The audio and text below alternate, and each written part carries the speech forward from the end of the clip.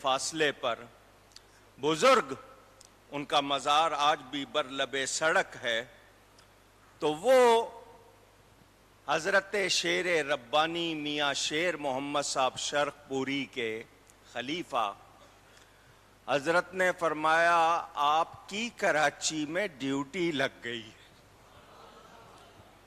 آپ کی ڈیوٹی لگ گئی ہے، آپ کو کراچی جانا ہے اور کراچی کو سنی بنانا ہے۔ اللہ والوں کی طرف سے ڈیوٹی لگی تھی، والد صاحب آئے اور یہاں سنی انقلاب آیا، گلی گلی جلسے ہونے لگے، میلاد شریف کا جلوس نکالا گیا۔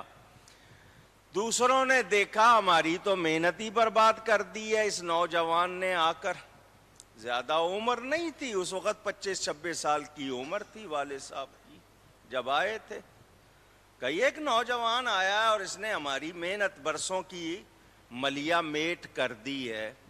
16 اکتوبر 1962 کھڈا مارکیٹ لیاری میں جلسہ ہو رہا تھا، جلسے کے دوران 5 آدمیوں نے چاقو اور خنجروں سے تقریر کے دوران والد صاحب پر قاتلانہ حملہ کیا۔ یہ کندھے کے اندر پورا خنجر اتار دیا، میں نے اپنی آنکھوں سے زخم دیکھے تھے، پورا خنجر کندھے میں اتار دیا، پھر وہاں سے نکال کے پیچھے کمر میں دائیں بائیں چلایا کہ دل کی رگیں کٹ جائیں۔ وہ خنجر اترا بازو میں، والد صاحب کی تقریر جاری ہے۔ کمر میں خنجر گھونپ دیا گیا، چلایا جا رہا ہے تقریر، لوگ ہلنے لگے، اٹھنے لگے، والد صاحب ان کو کہہ رہے ہیں بیٹھ جاؤ، ان کا مولانا صاحب آپ پر حملہ ہو گیا، ان کا بیٹھ جاؤ، ان کو پتہ ہی نہیں۔ تیسرا زخم یہاں لگایا گیا، شہ رگ کاٹنے کے لیے 9 انچ کا زخم تھا، کاٹنے کے لیے۔ والد صاحب کو تھوڑی سی جیسے خارش سی محسوس ہوتی ہے، تو وہ ہاتھ یہاں لگایا تو اس میں خون نظر آیا، کہ یہ کس کا خون ہے؟ لوگوں نے کہا آپ کا، ہم آپ کو کہہ رہے ہیں آپ پر حملہ ہو گیا۔ 3 اتنے گہرے زخم لگے ہیں اور تقریر جاری ہے۔ ان ظالموں نے لائٹ بند کر دی، والد صاحب کو کرسی سے اٹھا کے نیچے پھینکا، 3 زخم ان کے سر پر آئے تھے۔ کراچی 1962 میں جیسا تھا، اگر کوئی پرانا ہوگا یہاں اس نے دیکھا ہوگا، ورنہ آپ تصویروں میں دیکھیے گا، بہت مشکل سے ٹیکسی ملتی تھی، اور رات کے وقت تو بالکل نہیں ملتی تھی۔ بگی جس کو کہتے ہیں گھوڑا گاڑی، وہ ملی، خون بہہ رہا ہے، اس گھوڑا گاڑی میں لٹا کر سول ہاسپٹل لے جایا گیا۔ 2.5 گھنٹے گزر چکے تھے۔ کتنے؟ اتنے گہرے زخم آئے ہوں، 2.5 گھنٹے گزر چکے تھے۔ جب ہسپتال میں پہنچایا تو وہ ڈاکٹر کہنے لگے یہ شخص زندہ کیسے ہے، اتنے گہرے زخم لگ گئے ہیں۔ انہوں نے فوراً آپریشن تھیٹر میں لے جایا گیا، انہوں نے اپنا جو کارروائی کرنی تھی وہ آپریشن کی شروع کی۔ 2.5 مہینے تک ہاسپٹل رہے، زخم بھرنے تک، اس زمانے میں اتنی سہولتیں نہیں تھیں، 2.5 مہینے لگے۔ 2.5 مہینے کے بعد گھر میں آئے، جشن منایا گیا صحت کا۔ اعلیٰ حضرت فاضل بریلوی رحمت اللہ علیہ کے پوتے مفسر اعظم حضرت مولانا ابراہیم رضا جیلانی میاں آئے ہوئے تھے، بڑے بڑے علماء تشریف لائے، جشن ہوا۔ دادا جان دادی جان نے کہا کہ کراچی میں لوگ نہیں پسند کرتے تو واپس چلتے ہیں۔ اسپتال میں بھی یہ واقعہ ہوا اور گھر میں، کو ضروری ہے کراچی رہنا، پہلے بھی تو وہیں رہتے تھے، چلتے ہیں واپس، یہاں لوگوں نے زخم لگائے ہیں تو اب یہاں کیا کرنا ہے رہ کے، والد صاحب نے کہا میری ڈیوٹی لگ گئی ہے، میں نہیں جاؤں گا۔ ماں ہوتی ہے، دادی نے اپنا حق جتانے کے لیے کہا میں جو کہہ رہی ہوں چلو۔ تو والد صاحب نے کہا مجھے حضور صلی اللہ علیہ وسلم خواب میں ملے ہیں، اور حضور نے فرمایا کراچی سے جانا نہیں ہے، یہیں رہنا ہے، بس یہ امتحان تھا، اب تمہارا کوئی بال بھی بانکا نہیں کر سکے گا۔ اب جرأت دیکھیں، بیماری سے گھر آئے ہیں، تکلیف کے بعد صحت ہوئی اللہ نے دی ہے۔ مجھے اس بندے کا نام عثمان آج بھی یاد ہے۔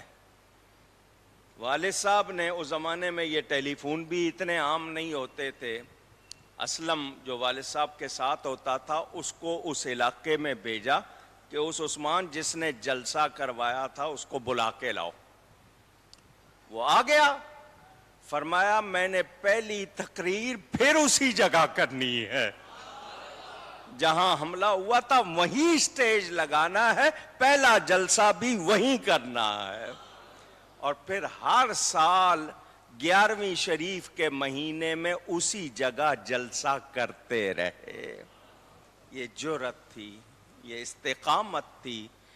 چاقو کھائے، یہاں لسبیلا میں عیدگاہ میدان میں لوگوں نے پتھر مارے، کتنا کچھ کیا، مگر وہ مرد مجاہد ڈٹا رہا، اور اللہ نے ان کو وہ عزت دی کہ وہ جس نصب العین کو لے کر چلے تھے اس میں کامیاب ہوئے۔ تو آپ ان کے عرس میں آئے جنہوں نے اس شہر میں خاص طور پر پورے ملک اور بیرون ملک، وہ 1976 میں پہلی مرتبہ جنوبی افریقہ گئے۔ حاجی ابراہیم طاہر محمد صاحب 5 سال پیچھے پڑے رہے کہ میں نے آپ کو لے کے جانا ہے، میں نے لے کے جانا ہے۔ وہ حضرت مولانا شاہ عبدالعلیم صدیقی رحمۃ اللہ علیہ کے مرید تھے، جو اعلیٰ حضرت کے خلیفہ تھے، ان کے مرید تھے، میمن تھے، وہاں رہتے تھے۔ انہوں نے کہا میں نے لے کے جانا ہے۔ بالآخر اس زمانے میں اس ملک میں جانے کی اجازت نہیں ملتی تھی۔ میں نے 5 دن اسلام آباد لگائے، سیکٹریٹ میں جا کے بڑی مشکل سے 3 مہینے کی اجازت ملی، اور والد صاحب تشریف لے گئے۔ مئی کا مہینہ جب گئے ہیں تو وہاں صرف 3 مہینے میں سنی انقلاب آیا ہے۔ لوگ سنی تھے مگر ان کو پتہ نہیں تھا، وہ میلاد میں بھی چلے جاتے تھے اور تبلیغی اجتماع میں بھی چلے جاتے تھے، کسی گھر میں 11ویں بھی ہو جاتی تھی اور بعض لوگ وہاں پر۔ پھر وہاں کے لوگوں نے آ کر جب اپنے سلسلے کو پھیلانا چاہا، تبلیغی جماعت نے زیادہ کام، تو والد صاحب قبلہ پہنچے وہاں۔ ان کے ان 3 مہینوں کے خطبات کی ریکارڈنگ موجود ہے۔ ان کو وہی پھر وہاں کے دیوبندی ملا چیلنج کیا، چیلنج کا خط میرے پاس موجود ہے، والد صاحب کا جواب موجود ہے۔ جگہ طے ہوئی، ساری دنیا انتظار کرتی رہی، وہ آئے نہیں۔ الحمدللہ ایسا سنی انقلاب آیا کہ اس کے بعد ان کے پاؤں نہیں جم سکے۔ اس علاقے میں والد صاحب نے کہا سب سے زیادہ ضرورت ہے ایک دارالعلوم بنانے کی۔ ڈربن بڑا شہر تھا، وہاں کوشش کی، لیکن دارالعلوم قائم کرنے والے وہ نظام کو نہ سمجھ سکے، انہیں نہیں معلوم تھا یہ ادارے کیسے چلتے ہیں۔ بالآخر اللہ تعالیٰ نے ان کا خواب پورا کرنا تھا۔ حضرت مولانا مفتی محمد اکبر صاحب ہزاروی اپنے استاد محترم کے ساتھ وہاں پہنچے۔ اللہ نے ان کے ذریعے کام لیا، لوگوں نے ان کو روک لیا۔ یہ اسی شرط پر رکے کہ دارالعلوم بنے گا۔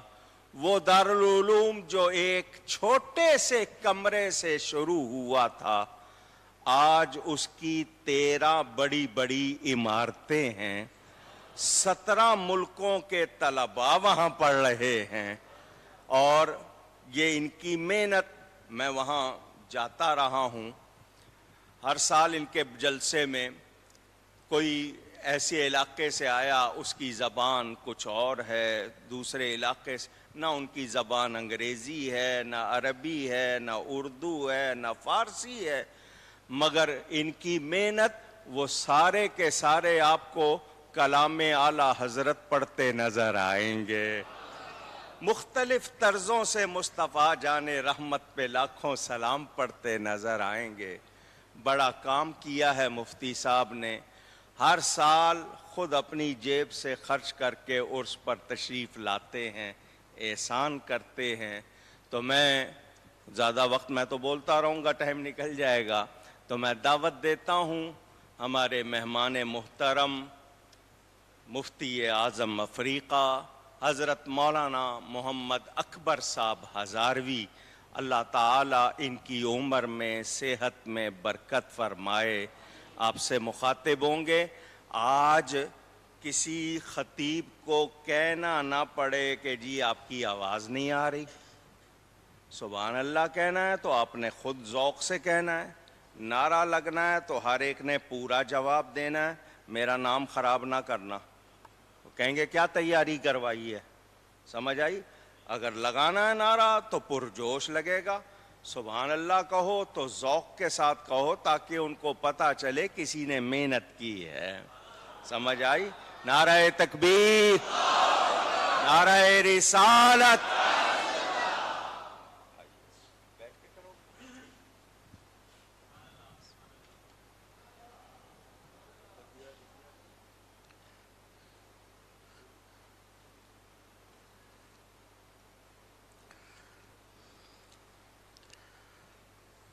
بسم اللہ الرحمن الرحیم، الحمد للہ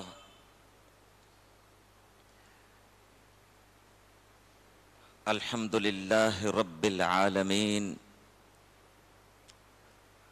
والصلاة والسلام علی من ارسلہ رحمتا للعالمین،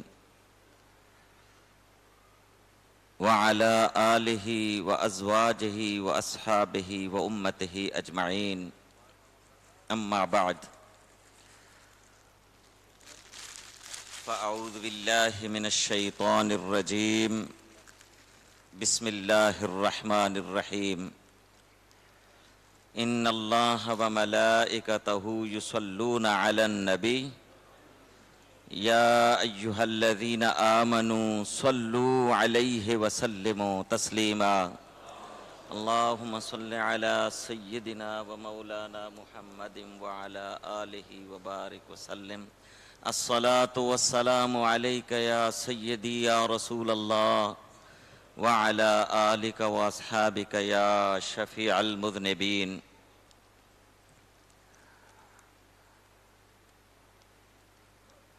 اکاڑوی کے قرب سے قرب غفور ملتا ہے،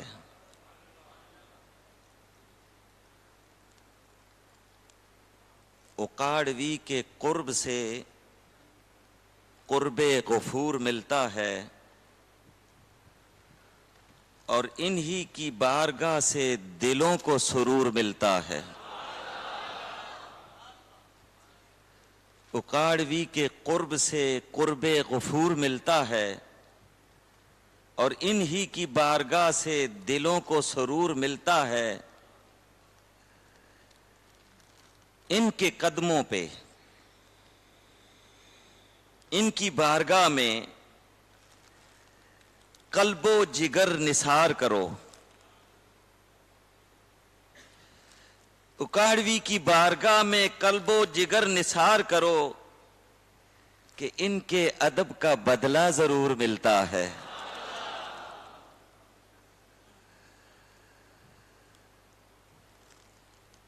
الحمدللہ آپ نہایت ہی جاذب الفاظ میں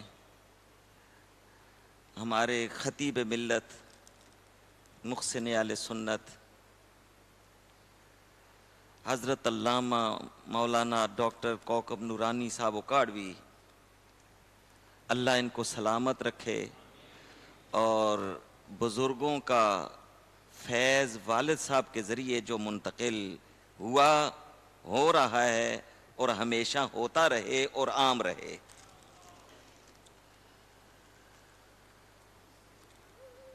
بہت ہی اچھے انداز میں آپ بیان فرماتے ہیں،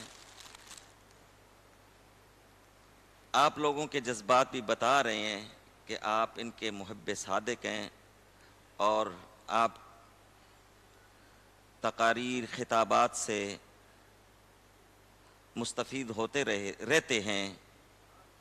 اللہ آپ کو بھی برکتیں نصیب فرمائے۔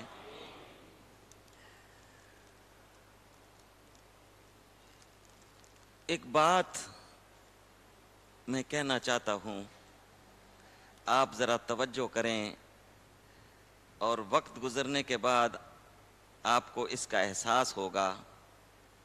ایک شاعر تھا، اس نے یہ کلمات اپنے متعلق کہے تھے، لیکن اس کا انطباق میں وقت کی مناسبت سے اس انداز میں کرتا ہوں: آنے والی نسلیں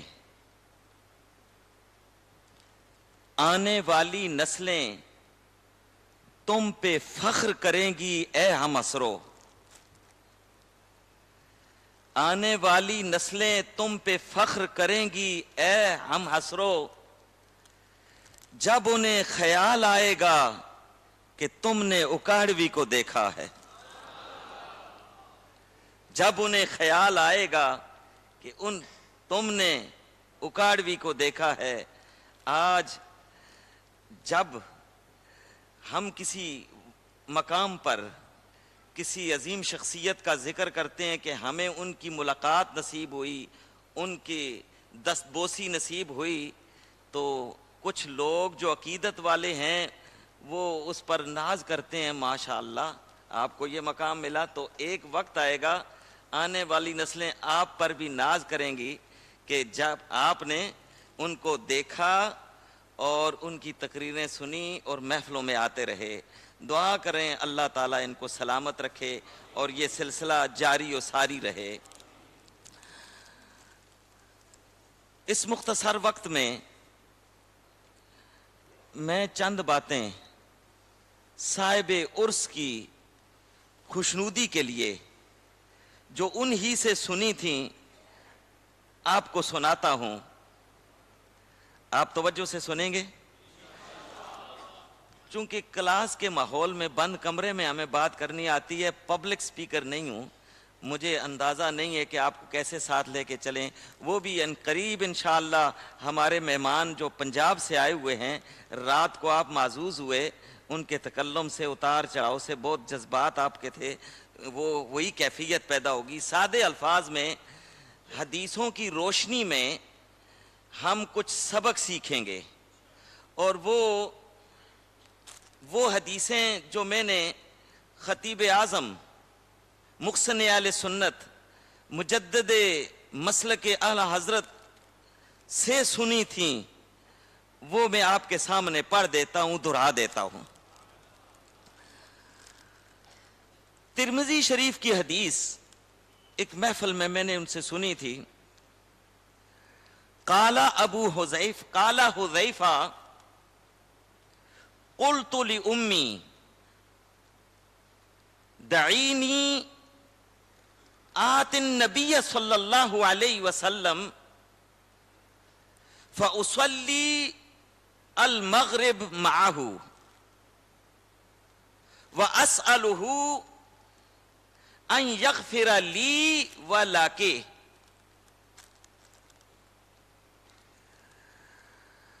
حضرت حذیفہ روایت کرتے ہیں کہ ایک بار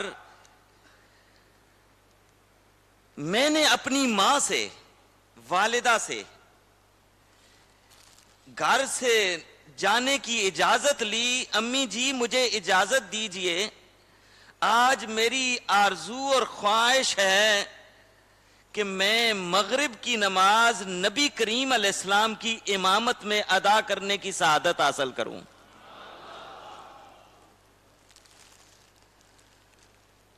حذیفہ نبی کے صحابی ہیں اور انہوں نے ہمیں ایک بہت پیارا سبق دیا. گھر سے نکلنے کا ارادہ کیا لیکن ماں کی اجازت بغیر نہیں نکلے. دعینی آتی النبی صلی اللہ علیہ وسلم، امی جی میں اجازت چاہتا ہوں، مجھے اجازت مرحمت فرمائیے کہ میں مسجد نبوی میں جاؤں اور حضور علیہ السلام کے پیچھے نماز پڑھوں. نماز کے لیے اور بارگاہ مصطفیٰ کے لیے بھی اجازت لے رہے تھے. یہ سبق سکھا دیا کہ ماں اور باپ کا بڑا مقام ہے. گھر ماں کی اجازت کے بغیر نہیں چھوڑ رہے، جہاں کہا رہے ہیں مسجد میں. اور اگر کوئی کسی دوسری جگہ پہ جائے اور اجازت بغیر جائے تو اس کو کبھی زیب نہیں دے گا ایک مسلمان ہونے کے ناطے اور ماں باپ کا فرمانبردار بیٹا یا بیٹی ہونے کے ناطے.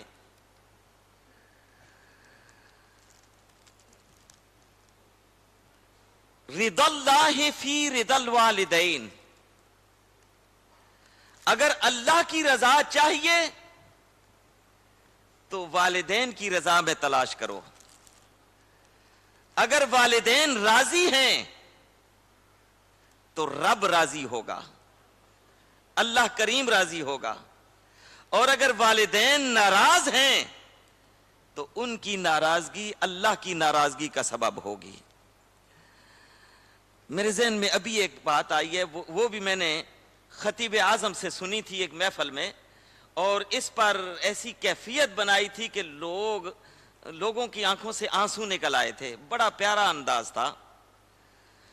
انہوں نے ایک روایت بیان فرمائی اسی موضوع سے متعلق کہ موسیٰ علیہ السلام کلیم اللہ ہیں